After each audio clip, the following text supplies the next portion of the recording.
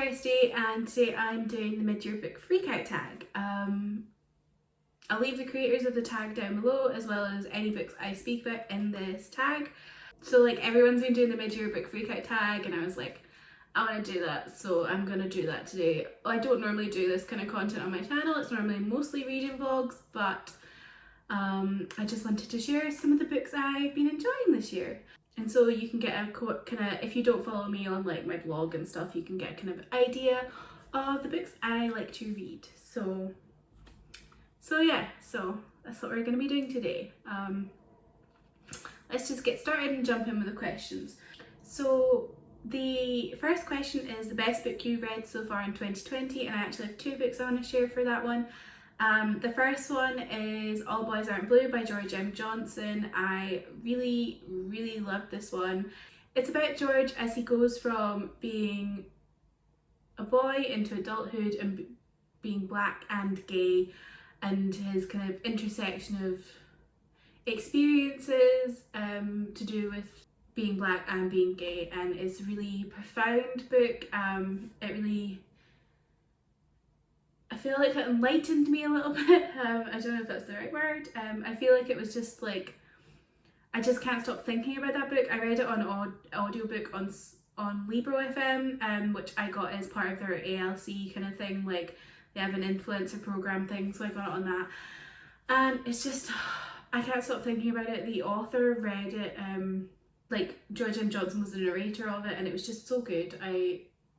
It was just like, I cried so many times reading that book. So, and the other book is The Poppy War by R.F. Kuang. This is one of the best fantasy books I've read in a long time. The world building is just insane, and I just really loved it. I'm going to try and read The Dragon Republic pretty soon.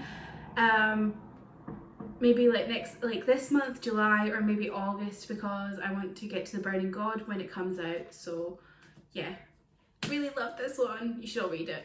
So next one is the best sequel you've read so far in 2020. And for me, that is The Iron Will of Jeannie Lo by F.C. Yee. Sorry, it's really shiny in the sun. It's not even sunny. So I loved The Epic Crush of Jeannie Lo a couple years ago. It was like one of the funniest books I've ever read. And then this one took a while to come out and I was really excited for it, and then I got an ARC sent to me by Amulet. Is it Amulet? What's their name? No, ACBYA in the UK, that's who it is. And I was just like so desperate to get to this, and it was just so good. It was so funny, such a good kind of follow-up novel. So yeah, I highly recommend this series because this second book was just so good. So then we have new release you haven't got to yet that you want to read. So there's three books for this. First one is Take a Hint, Dani Brown, which has just come out like literally this week. I really want to read this one because I really enjoyed Get Life, Chloe Brown, and I love Talia Hibbett's writing. I've read some of her books before that she was part of like traditionally published stuff like from Avon and Piatkus and all that. So yeah, I really want to read this one. I've heard there's like fake dating in it, and yeah. And then another one I want to get to is Ghost Squad by Claribel A. Ortega. I don't really read much middle grade, but I've been following Claribel on Twitter for a long time. I was just really excited to read this book, so yeah, I'm hoping to get to it soon. It shouldn't take me too long because it's quite thin and it's middle grade, so should be fairly easy read for me. And then the final book that I really want to read that's a new release is Mexican Gothic by Silvia Moreno Garcia. I've heard so many people saying really good things about this one, so, and Silvia Moreno Garcia is like all her books, so I'm excited to get to this one soon, hopefully. So next is the most anticipated releases for the second half of the year. I can't just do one release for the second half of the year. I literally, like, I had to split up my most anticipated releases post into 4 posts this year because I had to do them by quarter because there's just so many books coming out that I really want to read. I will leave the link below to my anticipated third quarter releases so you can see like the whole breakdown of the books I'm excited for. So the first one I'm really excited to read is the sequel to Wicked Fox by Kat Cho, and that is Vicious Spirits or Dokebi. and I absolutely loved Wicked Fox. It was one of my favourite reads last year, so I'm really excited to read the sequel. Another book I'm really excited to read is Cemetery Boys by Aidan Thomas. I have on order the debut box from Illumicrate that they're releasing for this book, and I'm just so excited to read it. It sounds so good. Then we have a book I've already kind of briefly mentioned, which is The Burning God by R.F. Kuang, which is the third book in the Poppy War.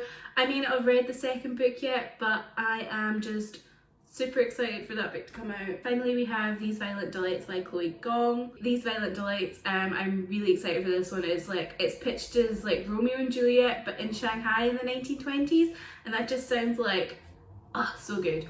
And I've seen so many people talking on Twitter this week about reading it, so I'm like, oh my god, I really need to read this. Next up, we have the biggest disappointment of the year for me. That was reading The Unhoneymooners by Christina Lauren. I really enjoy Christina Lauren's writing. I loved Roomies by them, Dating You, Hating You, the autobiography. But then I read The Unhoneymooners, and everyone on Twitter was talking about how much they love The Unhoneymooners. And I saw so much hype about it, and I was just really excited for it. And then I read it, and I was just like, this is like one of the worst Christina Lauren books I've read.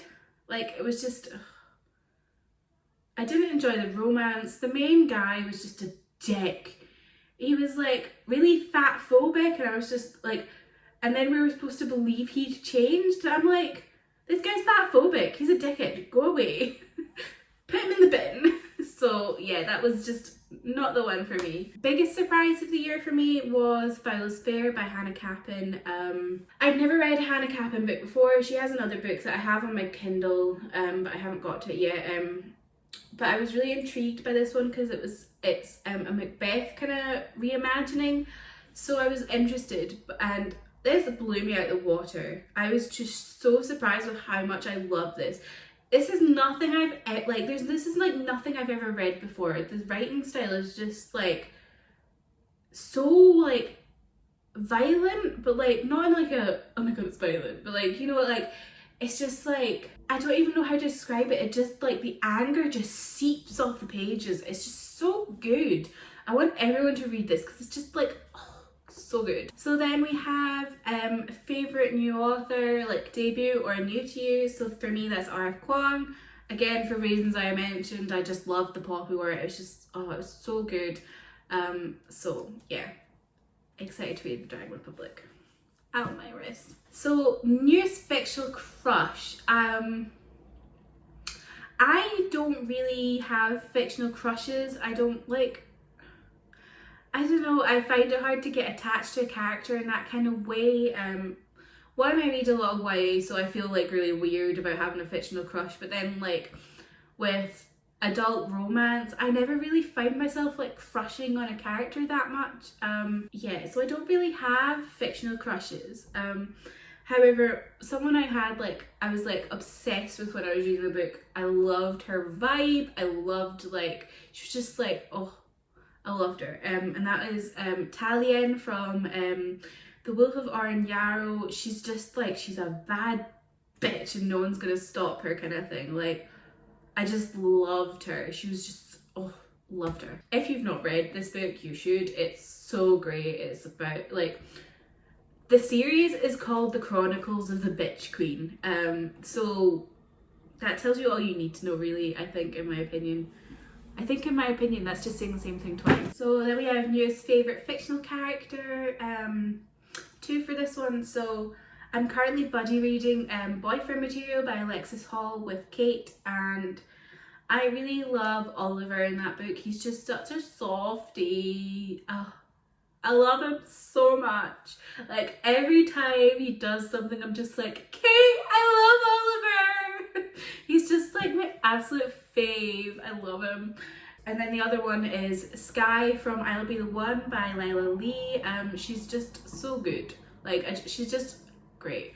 She's a fat but bisexual Korean woman, and she's just like going for it. She's like trying to get her goals. She's like trying to get into K-pop, despite the fact K-pop is fat phobic and homophobic. But she's just like, no, I want to be a big dancer. I want to be a big singer. I want to be like, she wants to be that like person. So I'm like, yes, I love you, Sky. And also I'm from the Isle of Skye, so I'm like, Skye! So next we have a book that made you cry.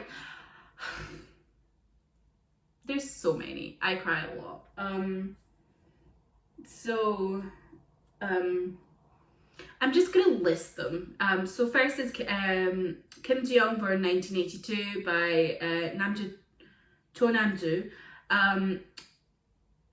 It's just too relatable in a way. It's so good. Then again, All Boys Out Blue by George M. Johnson. I've just said earlier, the book made me like sob many times. Then King and the Dragonflies by Kacen Callender. That book it's just so sad, and like it's not like sad, but it's like it's hopeful at times, but also really sad. So that was a good one. And then the final one is The Fever King by Victoria Lee. I was listening to this book on audiobook whilst I was doing working, and I was just sitting there like, oh my god, you poor things. It's just like I felt so many things for those characters. I got midway through the audiobook of The Electric Air, and I'm like I was really loving it, but I wasn't in the mood for it at the time, so I think I'm gonna pick that up again at another point, and start over from the beginning, just because I want to like get back into the story right from the beginning.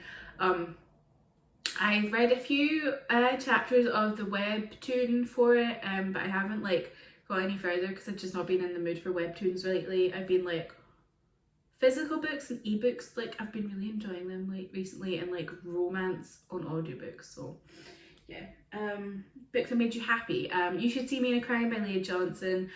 That one was so cute. I love that one. It made me so happy. I was just like, oh, they're so cute. So good. Just so enjoyable. I love that one.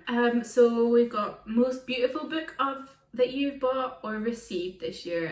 So for me, that's Wild Beauty by Anna Marie Macklemore.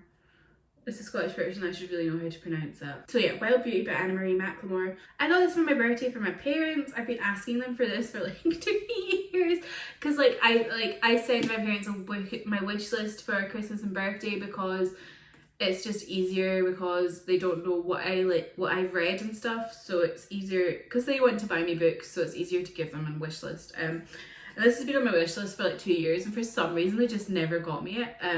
But finally this year they did, and I just, the cover is so stunning. Like, I love florals. I'm a big fan of florals. So this is just like, for me, this is like, it's just beautiful.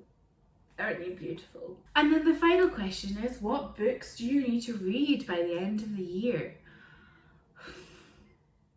I don't have a single answer for this one, because there's just so many. I have like a stack of fantasy books by my bedroom door that I just like are ones I really want to get to soon. I have books next to my bed I want to get to soon. It's just a mess. I'm a mess. I have too many books. So that's the end of my mid-year book freakout tag. Were any of your favourites in this? Let me know. We can talk about them in the comments. I'm always happy to talk about books. So yeah. Thank you for watching. Be sure to like and maybe leave a comment if you want to. And if you enjoyed and you want to see more from me, hit the subscribe button. Bye!